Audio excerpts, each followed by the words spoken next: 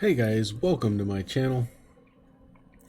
I just want to thank you for subscribing, for all your support. Just want to ask you for a thumbs up and a comment. The YouTube algorithm. I'm trying to get this ball rolling as far as subscribers and views and all the analytics that YouTube comes with. So what I want to share with you today is a stock I'm interested in. You guys all know I love my high yield REITs especially, and this is going to be no different. But the one thing that I like about what we're talking about today is WP Carry, ticker symbol WPC. Now, what I like about them is they're diversified. They're a diversified REIT. There's not a whole lot of these. It's kind of like this is just one company, but it's almost like buying an ETF where they're not specialized. They're diversified across different REIT sectors. I own ticker symbol SKT, which is Tanger Factory Outlets, and they specialize in outlet malls and things of that nature. I own VTR, Ventas, and they specialize in senior housing. They're diversified within their senior housing, but they still are just kind of a niche REIT. WP Carey, on the other hand, they are very diversified, and we'll get into that diversification here when we start looking into what they offer. But they've kind of fell off here, like some of the other bigger REITs, bigger large cap REITs. They had a high here in the 93s, and now they're back down to the mid 70s right now, trading at 78.49. They are a little expensive. If anybody wants to know, P to FFO stands for price to funds from operation, and that's how you value a REIT. It's similar to the PE ratio of normal stocks, and the lower this number is, the more of a bargain that it is. I think Ventas is in the $15 range per fund from operation. So it's a little high, but this is a high quality company, just like VTR is. Has a market cap of 13.43 billion. Interesting thing about this WP Carry is the payout ratio is kind of high, but you expect that with REITs. But their dividend growth is interesting. It says 9 years, but that's not true. It's actually much longer. If you go to the dividend history, they started paying a dividend in 2000. And the interesting thing is in 2001, they've increased their dividends every year for 18 years. Excuse me. But the kind of cool thing is they don't just do it annually.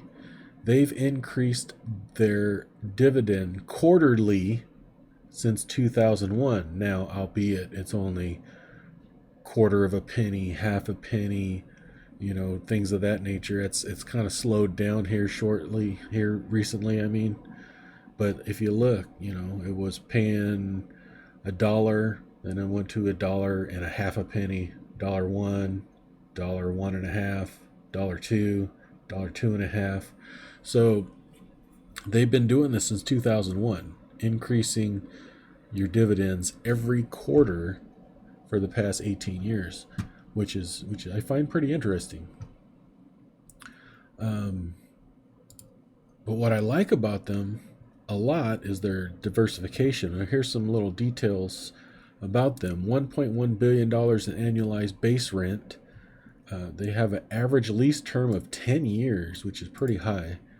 1,204 net lease properties, 324 tenants, a high 98.4% occupancy, total square footage of 138 million.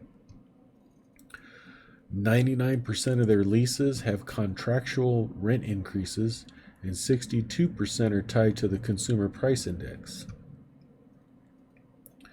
And then diversification. If we go here geographically, they have 65% of their portfolio in the United States, 32.7% in Europe, and other of 2%.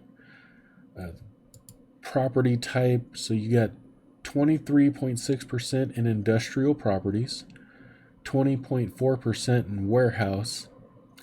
I kind of see that as almost the same, but I guess not quite. 24.5% in office, 17% in retail, 5.2% in self-storage, and 9.2% other. So they're pretty diversified. I think this other is educational properties. Might be student housing as well. And tenant industry diversification. This is interesting right here.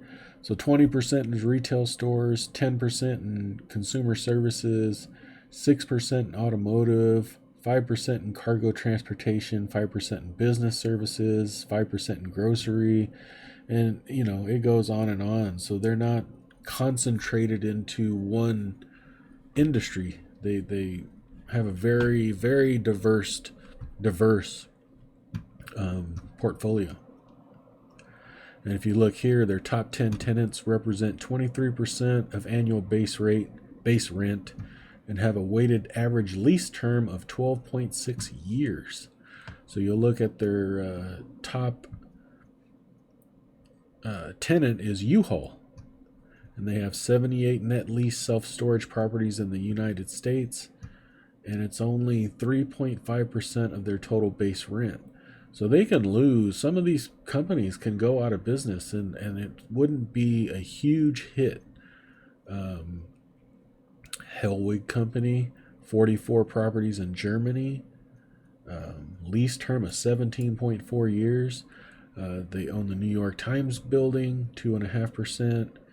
So, they're everywhere. Look, Spain, Italy, Germany, UK, the Marriott in the U.S., 18 of those. Extra Space Storage in the U.S. There we go. Education, 3 private schools in the U.S., Forterra, 27 industrial properties in the U.S. and Canada. And, they're all over the world. United States, Canada, Mexico, UK. So this is what I'm looking at. That's what I'm looking at for 2020, is to look at quality companies that are starting to do a pullback. And this kind of looks like Ventas, where I talked about the senior housing. But I think this is going to give us a little bit more stability, just in case one of their, portions of their portfolio struggles, that everything else will keep it semi-stable, and they can go out and, look for more opportunities. So what are your thoughts? Do you like WP Carey? Leave me comments down below.